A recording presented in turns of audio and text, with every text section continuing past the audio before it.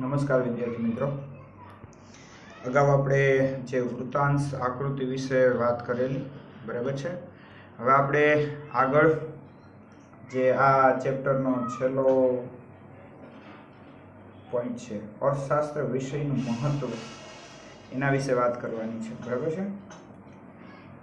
અર્થશાસ્ત્ર વિષયનું શું મહત્વ છે? તો કે આજનો યુગ છે એ આર્થિક યુગ છે. માનવીની પ્રત્યેક પ્રવૃત્તિ લાભ અને ગેરલાભની તુલના સાથે થાય છે. બહુ ઓછા લોકો છે જે સાવ નિસ્વાર્થ ભાવે કામ કરે છે, બરાબર. આર્થિક બાબતોથી દૂર રહી શકે તેવું ભાગ્યે જ કોઈ હોય. માટે અર્થશાસ્ત્ર વિષયની પ્રસ્તુતતા વધી જાય છે, તેના અભ્યાસનું મહત્વ વધી જાય છે, બરાબર. અહીંયા વિદ્યાર્થી મિત્રો આપણને કીધું છે કે આજનો યુગ એ આર્થિક યુગ છે, બરાબર. આર્થિક યુગ એટલે અર્થ, જે કોઈ પણ પ્રવૃત્તિ છે એ પૈસા વગર થતી નથી, બરાબર. દરેક પ્રવૃત્તિમાં પૈસાની જરૂર પડે, ડગલે ને પગલે પૈસાની જરૂર પડે છે, બરાબર. તો માનવીની પ્રત્યેક પ્રવૃત્તિ લાભ અને ગેરલાભ સાથે જોડાયેલી છે, બરાબર. દરેક પ્રવૃત્તિની આપણે તુલના એટલે કે કમ્પેરિઝન લાભ ગેરલાભ ન કરીએ છીએ. હું આ પ્રવૃત્તિ કરું તો મને શું લાભ છે, હું આ પ્રવૃત્તિ કરું મને શું ગેરલાભ છે, બરાબર. તો આવું બધું આપણે જોતા હોઈએ છીએ, બરાબર. તો બહુ ઓછા લોકો છે જે સાવ નિસ્વાર્થ ભાવે કામ કરતા હોય. તમે જો એમ તો સેવાભાવી સંસ્થાઓ છે કે જે નિસ્વાર્થ ભાવે કામ કરતી હોય છે, બરાબર. ઓછી સંસ્થાઓ છે. આર્થિક બાબતોથી દૂર રહી શકે તેવું કોક જ હોય. હા, અમુક જે રોડ ઉપર ગાંડા રખડતા હોય એને કાંઈ એવું આર્થિક બાબતનું કાંઈ હોય નહીં, બરાબર. કે અમુક ઝૂંપડાવાસી હોય. બાકી મોસ્ટ ઓફ જે આજે 99% માણસો એવા છે જે આર્થિક બાબતોથી જોડાયેલા છે, જેને કંઈક કમાવવું પડે છે, કંઈક કરવું પડે છે, બરાબર. તો અહીંયા આપણને કીધું છે કે એની પ્રસ્તુતતા વધી જાય છે. પ્રસ્તુતતા વધી જાય એટલે, બરાબર, ટૂંકમાં એનું મહત્વ વધી જાય છે. શું? પ્રસ્તુતતા વધી જાય એટલે એનું મહત્વ વધી જાય છે, એમ. તેના અભ્યાસનું મહત્વ વધી જાય છે, અને એટલા માટે જ અર્થશાસ્ત્ર વિષય છે એનું મહત્વ વધારે છે. એટલા માટે જ સરકારે કોલેજોમાં અર્થશાસ્ત્ર વિષય છે એ ફરજિયાત બનાવ્યો છે. હા, ઘણા વિદ્યાર્થી મિત્રો શું કરે છે તો કે 11-12માં ઇકોનોમિક્સ નથી રાખતા. હકીકતે એ ભૂલ કરે છે, બરાબર. કારણ કે આગળ જતા આ વસ્તુ તમને નુકસાનકારક છે. કારણ કે કોલેજમાં ફરજિયાત આવે ત્યારે શું થાય, જો તમે 11-12નું ભણ્યા હોય તો જ તમને ખબર પડે, બરાબર. ત્યાર પછી તો કે વ્યવહારિક મહત્વ, બરાબર. અર્થશાસ્ત્ર આપણા રોજિંદા જીવન સાથે જોડાયેલું છે. અર્થશાસ્ત્રનો અભ્યાસ આપણા વ્યવહારિક જ્ઞાન અને વર્તનને નીચે પ્રમાણે અસર કરે છે, બરાબર. કઈ રીતે આપણા જે વ્યવહારો છે એને અસર કરે એની અહીંયા આપણને વાત કરેલી છે, બરાબર. તો સૌ પ્રથમ આપણે જોઈએ કે આંતરરાષ્ટ્રીય ઘટનાઓ. આજના સમયમાં આર્થિક બાબતો જ આંતરરાષ્ટ્રીય બાબતોને અસર કરે છે. શા માટે અમેરિકા સુપર પાવર છે? ક્રૂડ તેલના ભાવો કેમ વધઘટ થાય છે? રશિયા અને અમેરિકા, ચીન અને ભારતમાં કઈ આર્થિક સમાનતા અને કયા તફાવત છે? તેમજ કયો દેશ મૂડીવાદી કહેવાય છે, કયો દેશ સામ્યવાદી કહેવાય છે? તે જાણકારી હોય તો આપણે કયા દેશ સાથે સરળતાથી વ્યવહાર કરી શકીએ છીએ તે સમજી શકાય, બરાબર. અહીંયા આપણને કીધું છે કે ભાઈ અમેરિકા સુપર પાવર શું કામ છે? કારણ કે અમેરિકા એ મહાસત્તા છે. તો શું કામ છે? તો કે અમેરિકા પાસે પૈસો છે, એણે ઘણા બધા સંશોધનો કર્યા છે, એ વેપાર જગતમાં આગળ છે, એ સૈન્ય સંશોધનમાં આગળ છે, એ પૈસા ટકે સુખી છે, જેથી કરીને અન્ય દેશોને એણે લોનો આપેલી છે, અને જેથી કરીને અન્ય દેશો એનાથી દબાઈને ચાલે છે, બરાબર. એટલા માટે અમેરિકાને સુપર પાવર કહેવાય છે. ક્રૂડ તેલના ભાવ વધઘટ શું કામ થાય? ક્રૂડ તેલ છે એટલે કે ખનિજ તેલ છે એ હજારો વર્ષોની પેટાળમાં, જે પૃથ્વીના પેટાળમાં પ્રક્રિયા થઈ એના કારણે ક્રૂડ તેલ બન્યું છે. અને આ એવું પ્રવાહી છે કે અમુક ટાઈમે ખૂટી જાય એમ છે. તો ખૂટી જાય એમ છે તો શું થાય કે એ અમુક ટાઈમ પછી અવેલેબલ નહીં મળે, બરાબર. એટલા માટે તો કહેવાય ભાઈ એનો વિવેકપૂર્વક ઉપયોગ કરો, નહીંતર આવનારી પેઢીને ખબર નહીં પડે પેટ્રોલ કોને કહેવાય, ડીઝલ કોને કહેવાય, બરાબર. એટલા માટે તો તમે જો સોલારનો, પવનચક્કીનો ઉપયોગ વધતો જાય છે. તો આ ખૂટી જાય એવું પ્રવાહી હોવાથી શું થાય છે તો કે એના ભાવ વધતા જાય છે. બીજું કે એને ખૂબ જ ઊંડેથી કાઢવું પડે છે. જેટલું ઊંડેથી કાઢવું પડે એટલો ખર્ચ વધુ આવે, એટલા માટે અને એના ભાવ વધે છે. ઘણીવાર બહુ ઊંડેથી કાઢવું ન પડે તો એનો કાઢવાનો ખર્ચો છે ઘટી જાય, એટલા માટે ભાવ ઘટે છે. રશિયા અને અમેરિકા, બરાબર, ચીન અને ભારત. રશિયા તો કે સામ્યવાદી દેશ છે, ચીન છે એ સામ્યવાદી દેશ છે, જ્યારે અમેરિકા અને ભારત છે એ લોકશાહી દેશ છે, બરાબર. તો રશિયા અને ચીન છે એ સામ્યવાદી દેશ છે, તો એ સરખું થયું, સમાનતા થઈ. અને તફાવત શું થયો? તો કે અમેરિકા ને ભારત છે એ લોકશાહી દેશ છે, પણ તફાવત એ થયો કે રશિયા અને અમેરિકા છે એ તો કે વિકસિત દેશ છે અને ભારત ને ચીન છે એ વિકાસશીલ દેશ છે. એ તફાવત થયો. કયો દેશ મૂડીવાદી કહેવાય? તો કે જેની પાસે પૈસો વધારે છે, જેની પાસે સંસાધનો વધારે છે, જેની પાસે ઉદ્યોગોનો વિકાસ વધારે છે, તો એ મૂડીવાદી દેશ છે.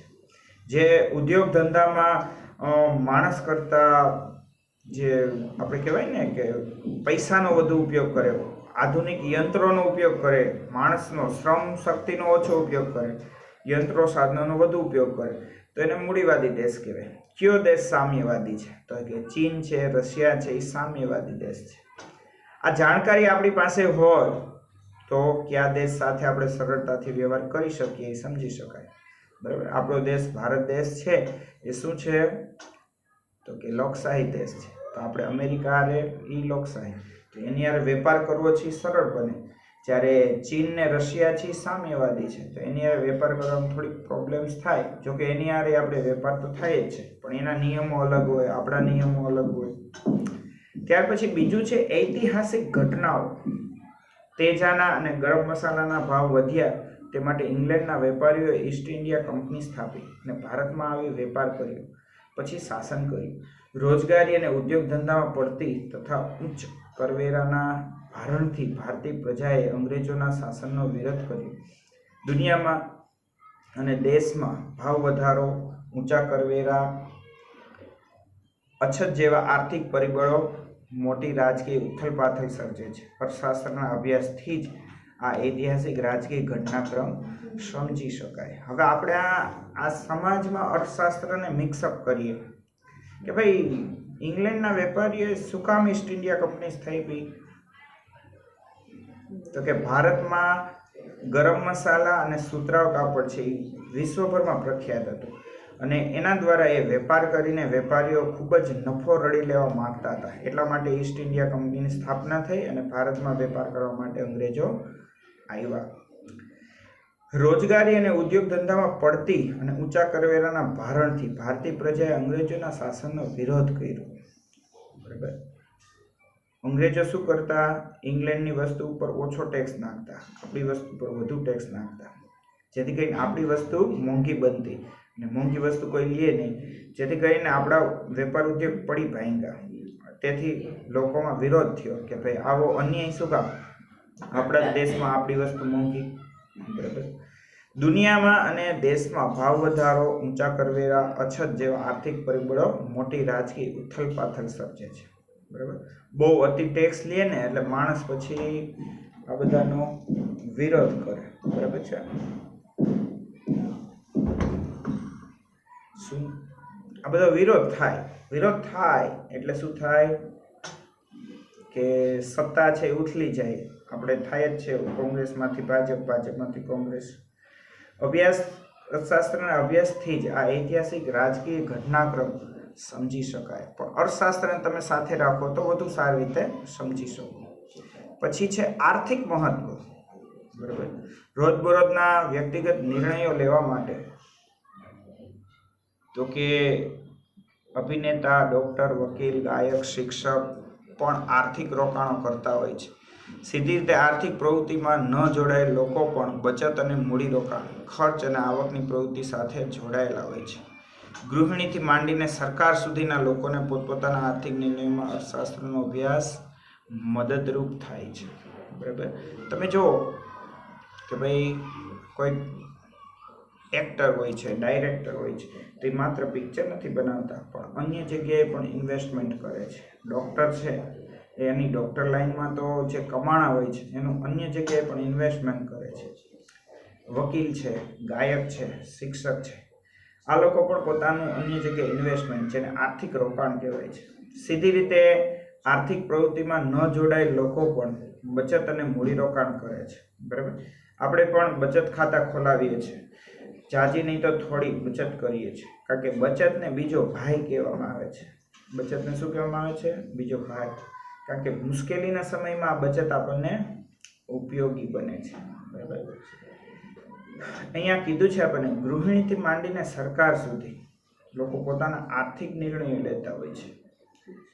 શાકભાજી મોંઘું થાય એટલે ગૃહિણીને એમ થાય કે ભાઈ કયું શાકભાજી લેવું કયું ના લેવું. બરાબર છે, તો આ બધું એને મેનેજમેન્ટ કરવાનું હોય છે. બરાબર, કયો ખર્ચો મહત્વનો છે જે કરવો જ પડશે, કયો ખર્ચો એવો છે જેને ટાળી શકાય. બરાબર, તો રોજબરોજના વ્યક્તિગત નિર્ણયમાં પણ અર્થશાસ્ત્ર ઉપયોગી છે. એવી જ રીતે બીજો પોઈન્ટ છે સરકારની નીતિઓને સમજવા માટે. તો કે ભારત જેવા દેશમાં સરકારની નાણાકીય નીતિને રાજકોષી નીતિ કે સમગ્ર આર્થિક નીતિમાં આપણા રોજબરોજના જીવન પર ગંભીર અસરો સર્જી શકે છે. માટે અર્થશાસ્ત્રનો અભ્યાસ આ નીતિઓને સમજવામાં તથા તે મુજબ આપણા નિર્ણયો બદલવામાં મદદરૂપ થાય છે. દાખલા તરીકે રિઝર્વ બેંકના રેપો રેટના ફેરફારો મુજબ આપણે બચત અને રોકાણના નિર્ણયો કરવા જોઈએ. સરકાર નીતિઓમાં ફેરફાર કરતી હોય છે, તો આ નીતિઓના ફેરફારને સમજવા માટે અર્થશાસ્ત્રની જરૂર પડે છે. બરાબર, ભારત સરકારની નાણાં નીતિ એટલે નાણાંને લગતા કાયદા, એમાં ફેરફાર થતા. અત્યારે કોરોનાને લીધે તમે જુઓ બેંક રેટ સરકારે ઘટાડ્યો છે, એટલે કે લોન સસ્તી થઈ. બરાબર, રાજકોષી નીતિ એટલે સરકાર એક વર્ષની અંદર કેટલા ખર્ચ કરશે, સરકાર ક્યાંથી આવક મેળવશે, તો આને રાજકોષીય નીતિ કહેવામાં આવે છે. બરાબર, ટૂંકમાં રોજબરોજના જીવન પર આની ગંભીર અસરો થતી હોય છે. દર વર્ષે ફેબ્રુઆરીમાં બજેટ એટલે કે અંદાજપત્ર, સરકાર ક્યાંથી આવક મેળવશે અને સરકાર શું ખર્ચ કરશે. તો આ બજેટ બહાર પડે એટલે સામાન્ય માણસની નજર હોય છે શેના ઉપર? તો કે કઈ વસ્તુ સસ્તી થઈ, કઈ વસ્તુ મોંઘી થઈ. બરાબર, એના ઉપર બધાની નજર હોય છે. અર્થશાસ્ત્રનો અભ્યાસ આ નીતિઓને સમજવા તથા તે મુજબ નિર્ણય લેવામાં મદદરૂપ થાય છે. રિઝર્વ બેંક રેપો રેટના ફેરફારો મુજબ આપણે બચત અને રોકાણના નિર્ણય કરવા જોઈએ. બરાબર, રેપો રેટ એટલે શું? તો કે રિઝર્વ બેંક નક્કી કરે કે કેટલું લોનનો રેટ રાખવામાં આવે, લોન ઉપર વ્યાજ કેટલું લેવામાં આવે, તો એ રિઝર્વ બેંક અન્ય બેંકોને નક્કી કરીને આપે છે અને એ નિયમ બને એ પ્રમાણે જ કામ કરવાનું થાય. ત્યાર પછી છેલ્લો મુદ્દો છે વ્યવસાયિક મહત્વ. આવક અને ખર્ચ, માંગ અને પુરવઠો, આ બાબતો તમામ વ્યવસાય સાથે જોડાયેલી છે. અર્થશાસ્ત્રનો અભ્યાસ દરેક વ્યવસાયની આર્થિક ગણતરીઓમાં મદદરૂપ થાય છે. વસ્તુ કે સેવાના કિંમત નિર્ધારણ સાધન તથા કાચા માલના ખરીદ વેચાણ, શ્રમિકો કે કર્મચારીઓના વેતન નક્કી કરવા જેવી તમામ બાબતોના નિર્ણયોમાં અર્થશાસ્ત્રનો અભ્યાસ મદદરૂપ થાય છે. દાખલા તરીકે તીવ્ર સ્પર્ધાવાળા બજારમાં કિંમત ઘટાડવાથી ગ્રાહકને આકર્ષી શકાય છે.